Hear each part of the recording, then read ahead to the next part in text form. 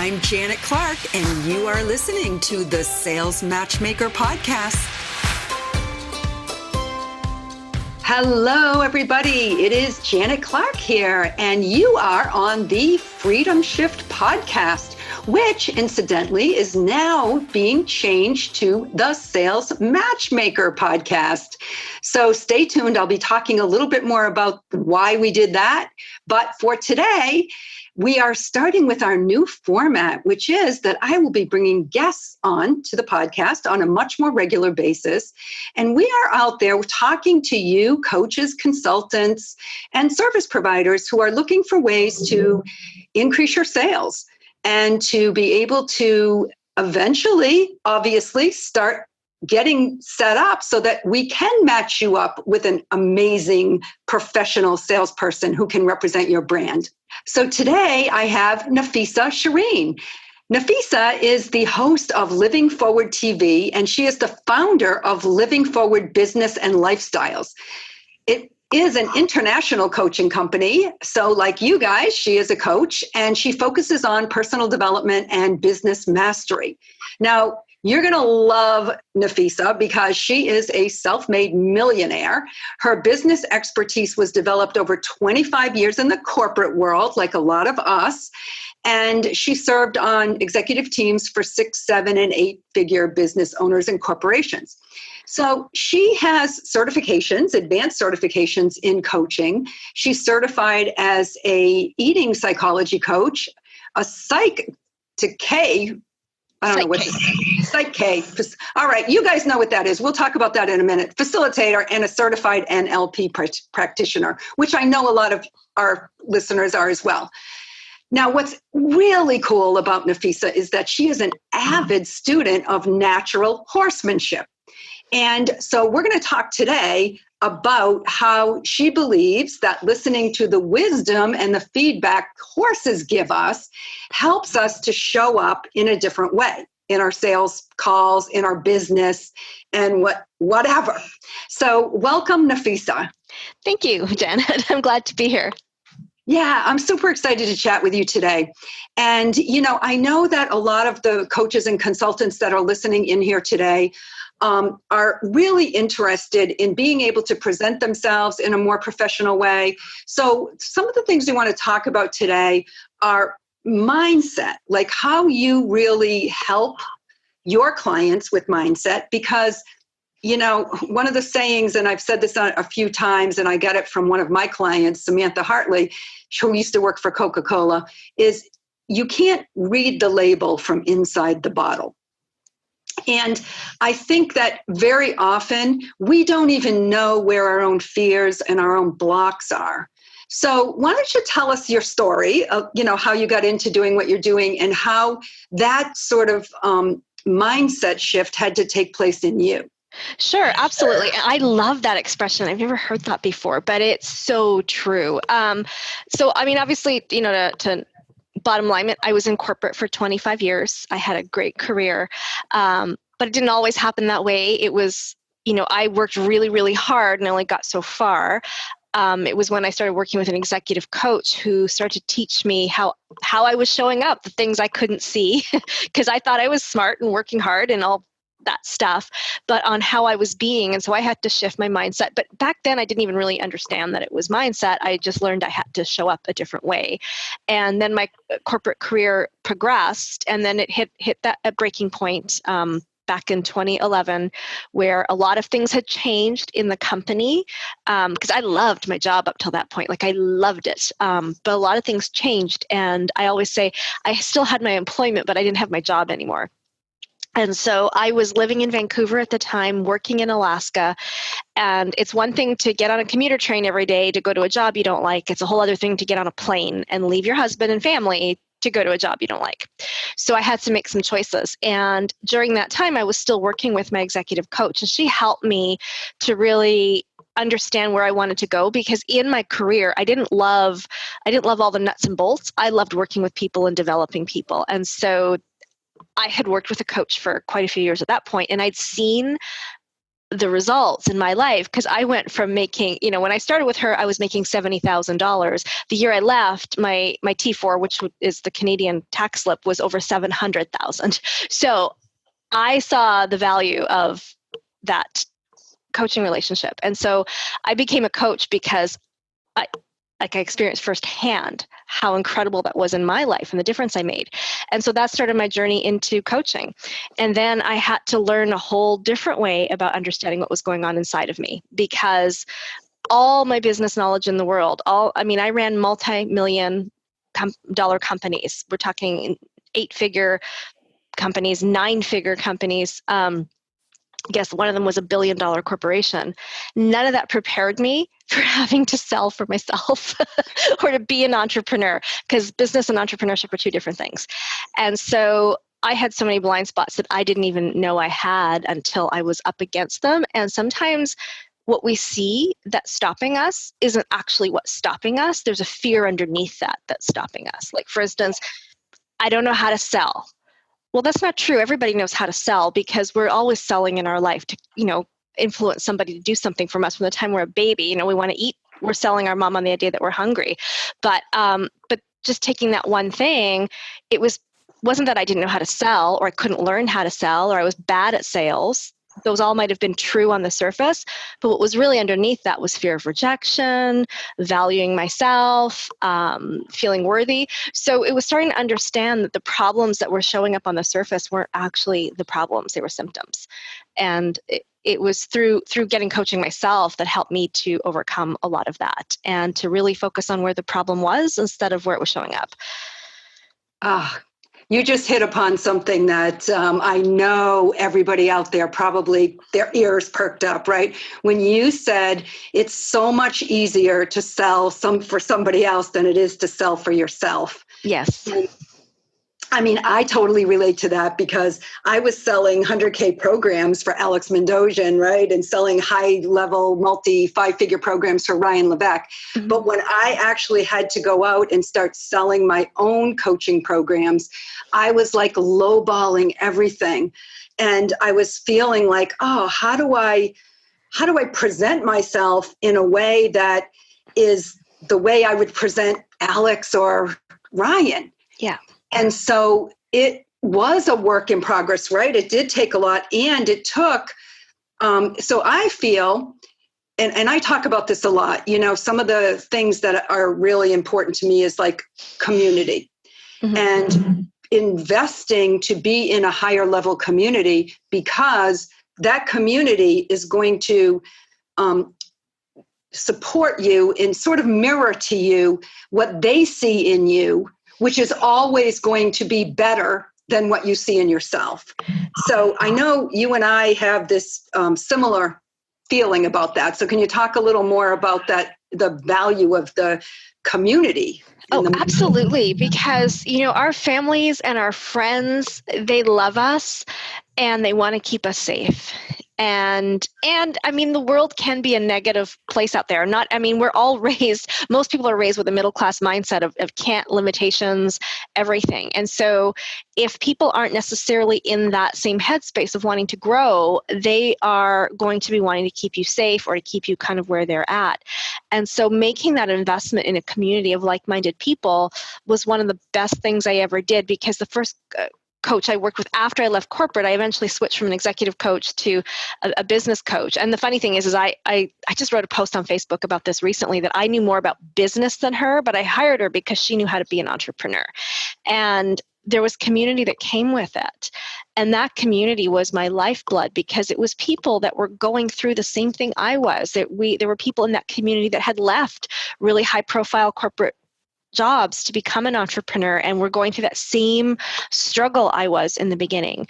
And that's a head trip. When you go from being super, super, super successful to like, I can't sell my way out of a paper bag, it does a number on your head. And so the coaching was one part of it, but having that community to say, hey, you're not alone, and get out of your own way. Just break that paper bag open. We're not taking this from you, was great. Whereas, the family and friends might have said, it's understandable. It's okay. Take a break, right? So having that community there was crucial to my development. And I mean, some of those people that I met in that very first program I was in, I'm still in touch with them today. Like, that was the best part of it, was having that community and making a different kind of friend, a friend that is thinking bigger, a friend that is taking action, a friend that will take risks, because it's cliche, but it's true. We reflect this income, the personality, the lifestyle, the body weight, whatever it is, of the 5 people we spend most time with.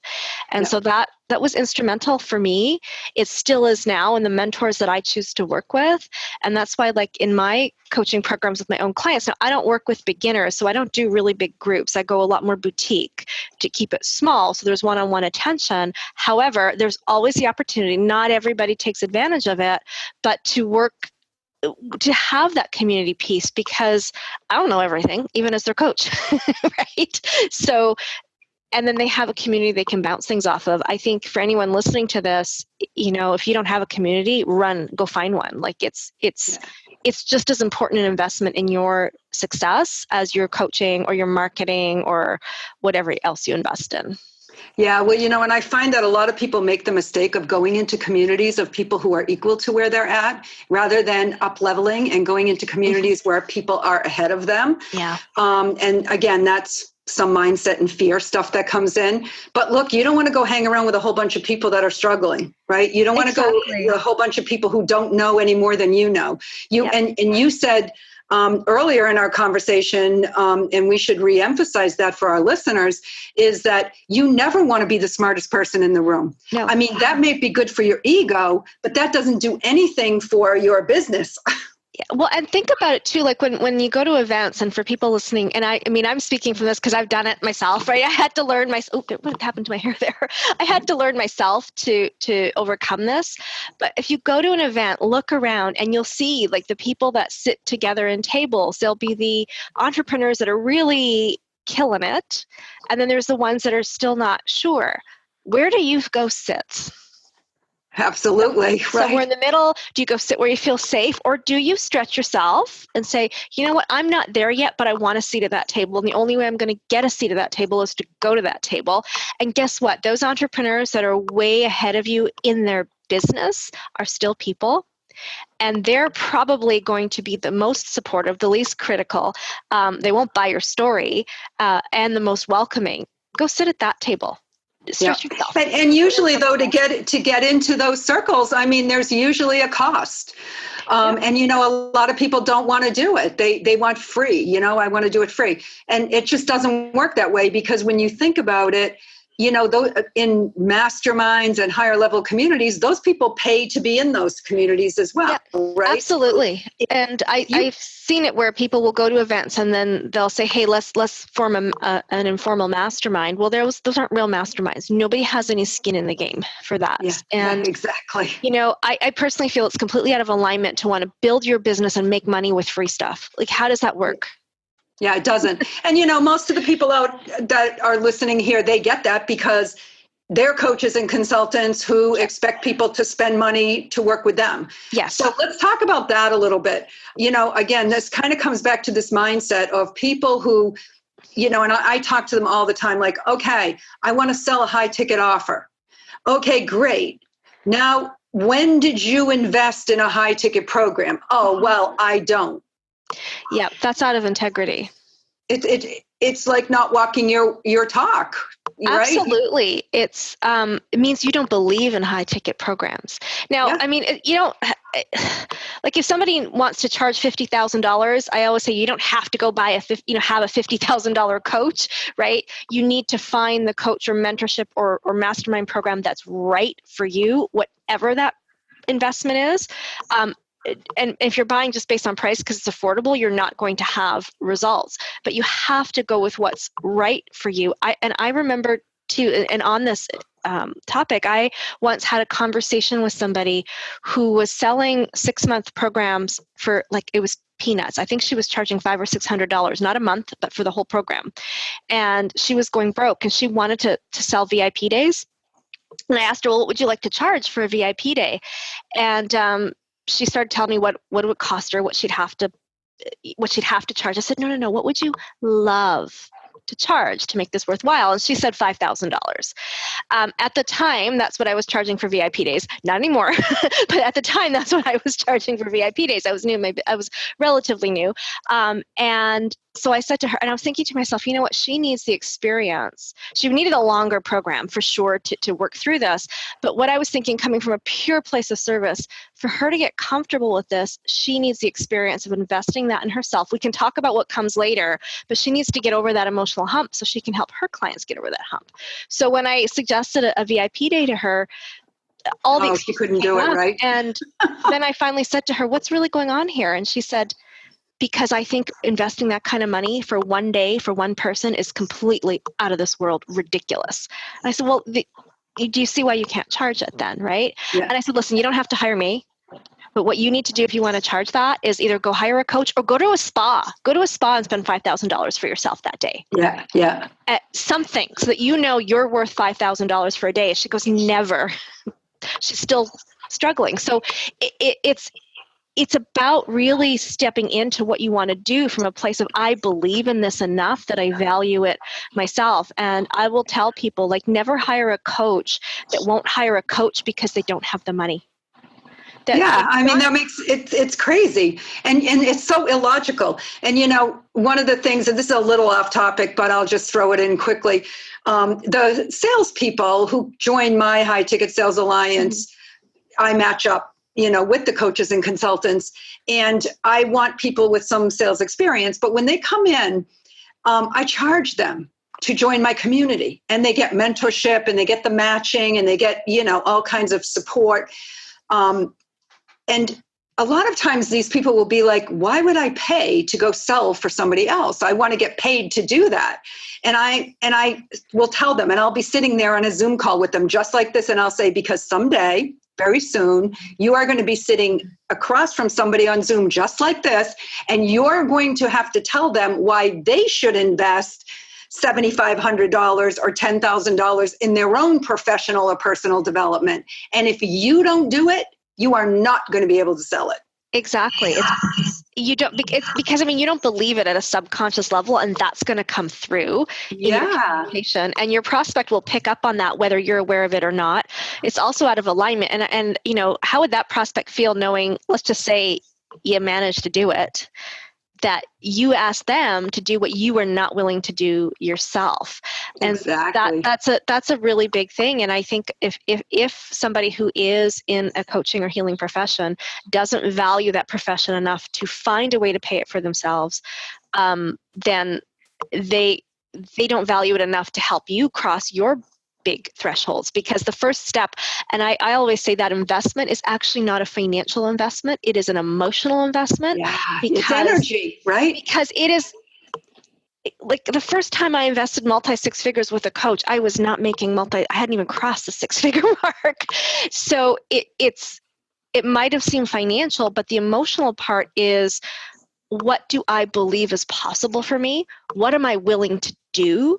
Am I willing to sell? Am I willing to do the hard work? That's all wrapped up in that investment. If the answer to those are no, then don't make the investment, right? Yeah. So I always say it's not financial, it's emotional. And if you're not willing to make that first emotional step, there's going to be other ones that are really hard, like telling your mom no, because sometimes be even harder than that investment. So if you can't make that first one, all the other things you have to do and stretch emotionally, financially, intellectually, you won't be able to do. You didn't cross the first one. Yeah. It's so true. And, when it comes to sales, it's so much easier when you've been where that person is, right? And when you recognize that you sitting there saying you want to earn six figures or you want to do multi-six figures when you haven't invested anything to build that business is irrational. It's like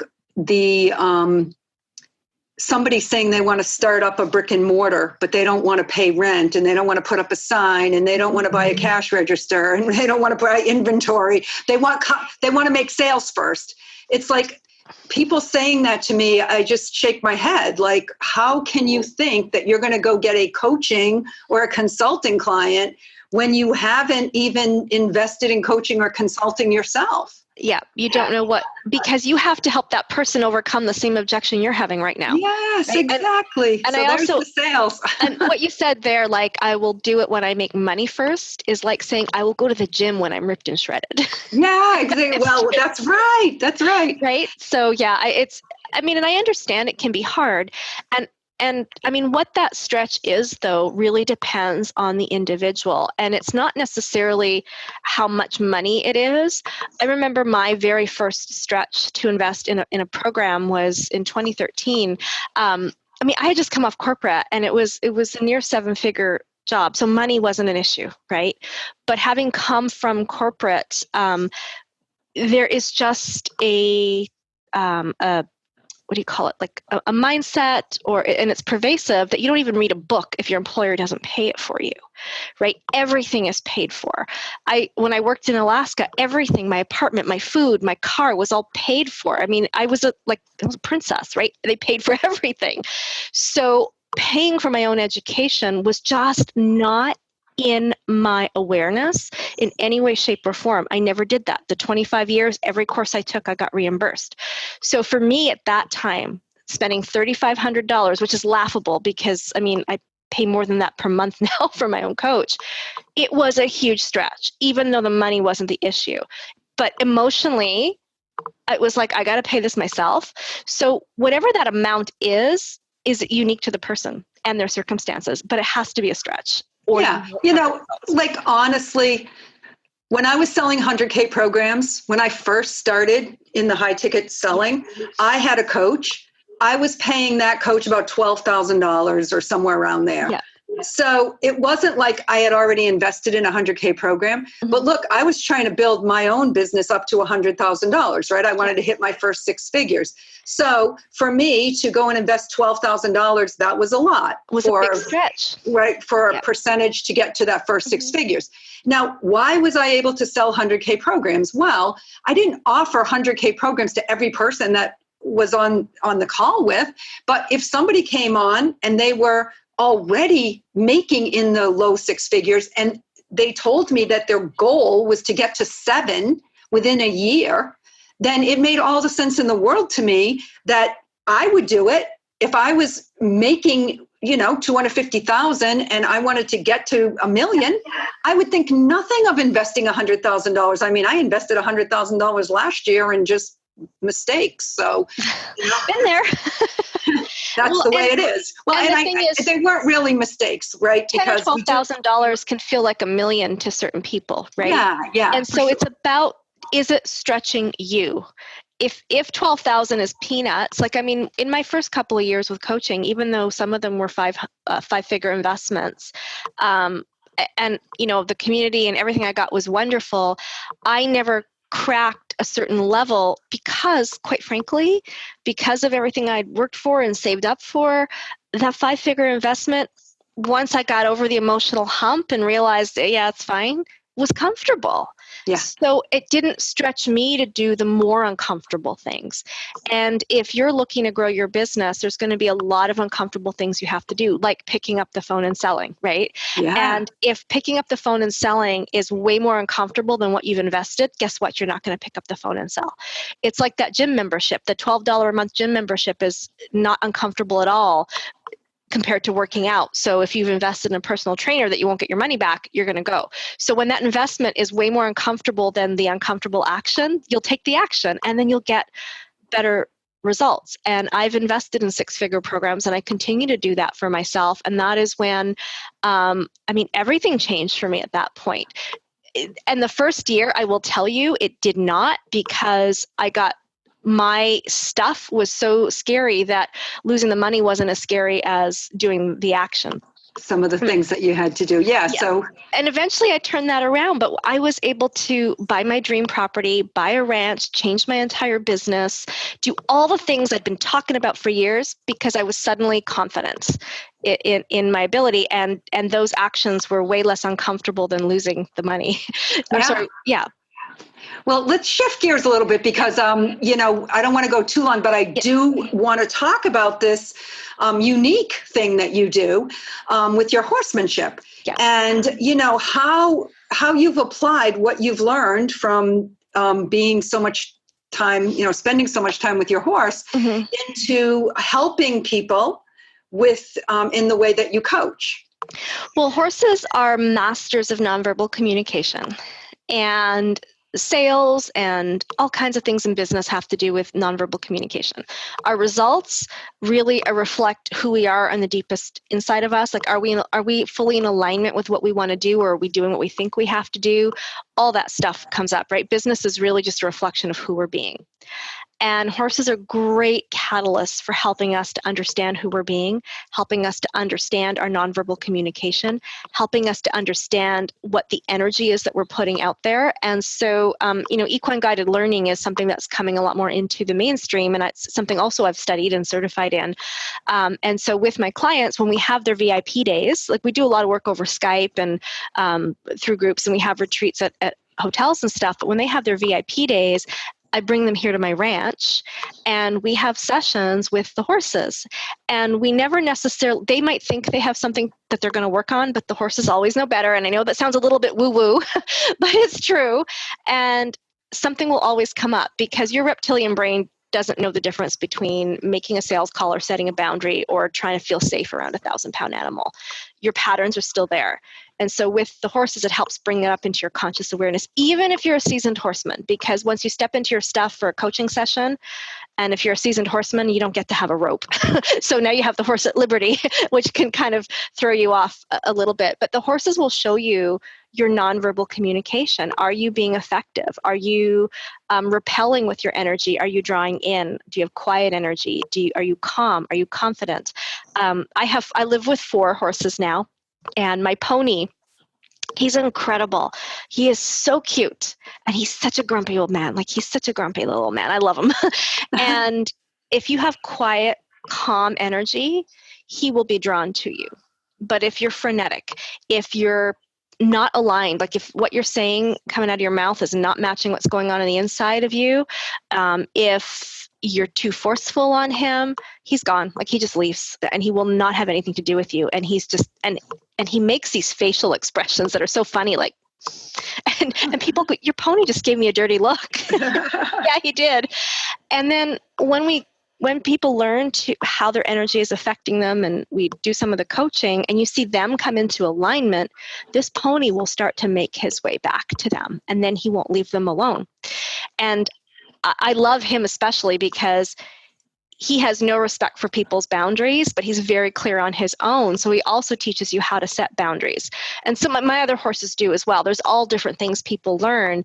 And the most fascinating thing is watching people learn how they can be congruent or incongruent and not even realize it. And when we're in a sales conversation, or we're in a negotiation, if we're the client, or if we have to talk to our team or our family members, congruence is key, and confidence is key. And if what we're saying is not matching what's going on the inside, we're not going to have the results we want. And we don't always know how we're showing up, right? Like you said, you can't read the label from the inside. So there's lots of ways you can do that in coaching. I mean, I work in NLP, I work in Psych K, which is a way of... Oh yeah, tell us about Psych K that I messed up. But it's psychological kinesiology. It's a way to help you muscle test to know what's going on inside your mind. Okay, There's all ways you can do that. And horses can help you read that label too, because you cannot lie to a horse. So it's a fun thing that gives people a different experience, because when we transform, we also want experiences as well, and it's very memorable. So I love it because, I mean, it's transformed me having horses and watching my clients, go from absolutely terrified to fully empowered. I had one client here recently, and one of the things she needed to do was raise her prices, like really raise her prices. So I asked her, what did she want to charge? And she told me the price she wanted. And I said, well, tell me about that. Like, tell me about your program. Here, walk the horse while you do it. And I give her the horse, and she's telling me what she wants to do. And this horse he's lackluster. He's not following. She's kind of dragging him because her body language wasn't comfortable, because her body language wasn't congruent. The horse is like, I don't need to listen to you. You're not a leader, right? So I was able to then coach her and say, let's talk a little bit about this pricing. And we did a deep coaching session. We did a Psych K session right in front of the horse where we muscle tested. We did what's called a whole brain activity, where you bring your body into some of the meditations that you're doing to create a whole brain state. So your right and left hemisphere talk to each other.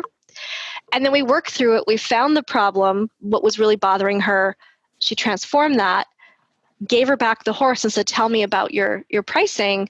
And that horse just willingly followed her along. Wow. Yeah. And I mean, and the interesting thing was I could see the difference in her on both sides, but that might not have come through to her if I said, oh, you're sounding weak. Oh, now you sound strong. But when the horse responded to her, like, because I mean, you would have seen the same thing if you were there. You would say, well, you don't believe that, right? But would she have listened to you? I don't know, right? But the horse, they have no agenda. Like as coaches, we have an agenda. We want our client to succeed, right? The horses have no agenda. So when a client can see how this animal is responding, it has a profound effect on them, and it's really cool. Yeah, and I think that's so important. I was talking to somebody today about his offer. Mm-hmm. And, one of the things that I always say to people, people say, oh, I can't really bring on a salesperson because I can't pay the commission. And I'm like, yeah, well, we'll just raise your price, right? Yes. I mean, yeah. For the commission, how hard is that?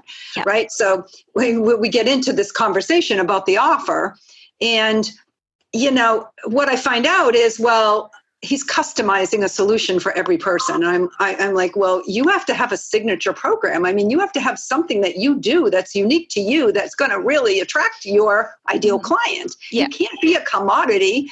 And I think that's kind of what you're saying. Like, so many people are trying to be like everybody else. So they're trying to say, well, I kind of like this idea so-and-so has, so I think I'll create a program like that. I mean, I did that in the beginning. I thought I had to go see what the smart people were doing, and I had to do it. And it was never really, like you say, congruent, because it wasn't my zone of genius. It wasn't the thing that fired me up. The first business that I created with the Freedom Shift was the job from hell. Like, I literally had 20 clients. I couldn't stand the clients. I couldn't stand what the service that I was providing for them. They were all low end. And it was like, I couldn't stand the conversations I was having with them. And I would wake up in the morning and just be like, oh, I hope nobody emailed me today, right? I don't even want to talk to these people. And that was when I had to go get a new coach, right? And I had to be like, okay. I mean, and I ended up in this program called Inner Voice, because it was the same thing. It was like, what is in you that is going to light you up? Well, and I can tell you right now, if you were telling me about that program in front of my little Jake, he'd be gone. And then and this happened to a client where she was saying she came here with the identity of being a marketing mentor.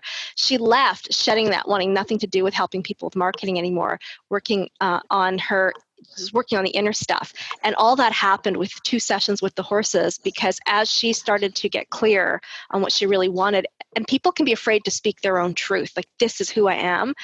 As it started to come out, you'd look at the horses, they would lick, they'd chew, they'd come over, because she was fully matching her insides to her outsides. And that, I think the key you hit on there is, especially as coaches, I know a lot of people here are listening to this, you don't have to be like every other coach out there. I mean, if you go look at my Facebook or my whatever, you'll see there ain't a lot of glamour shots of me, but you're going to find shots of me climbing in Minervans. And I don't care, because that's real for me, right? Yeah. Because it's not about what everyone else is doing. It's what's right for you and what's congruent for you. You will attract the right people. That's the most important thing you can do as a coach, because people are looking at you to help them get to where they want to be. And not everybody wants to be a certain way, this one image that's working. No, they want to be, and we all have our own tribe.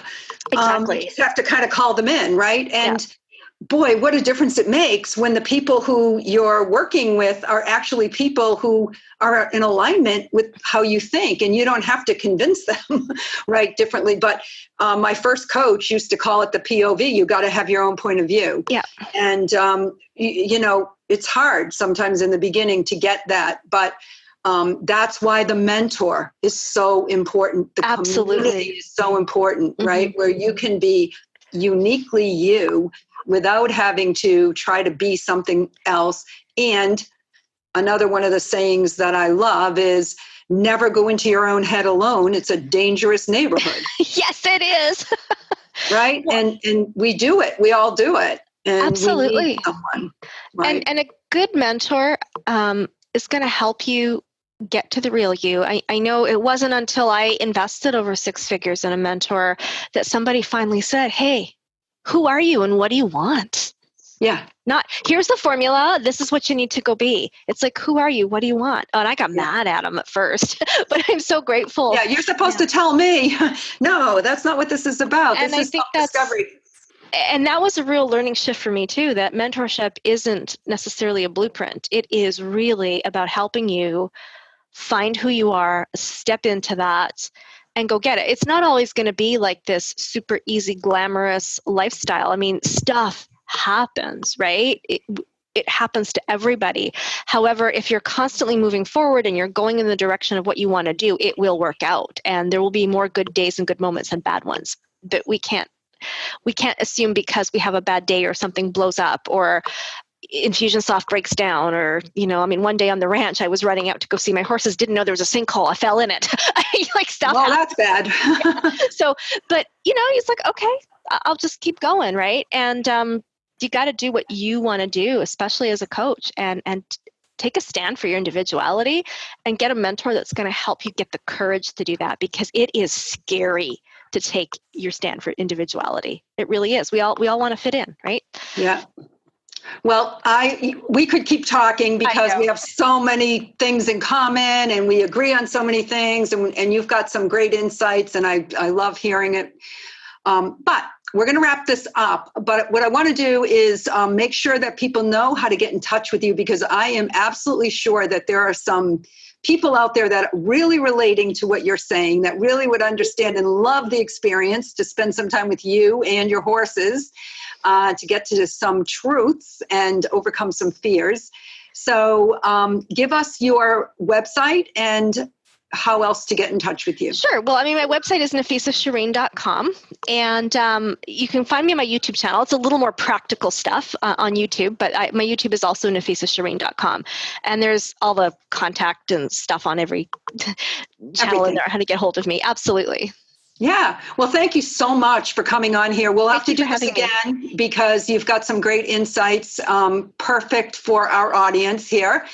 And for all of you who are out there, so glad that you're here listening to us today, and we'll be back next week with another episode of The Sales Matchmaker. And I'm Janet. You can always reach me at janet@thefreedomshift.com or, all the other ways, Facebook, LinkedIn, and wherever else you find me. Well, I have a YouTube channel too, so there we go. Perfect. All right, Nafissa, thanks so much for coming in. Thanks, Janet. All right, we'll talk soon. Thank you for listening to this week's episode of the Sales Matchmaker podcast. To hear more episodes, visit us at www.thesalesmatchmaker.com.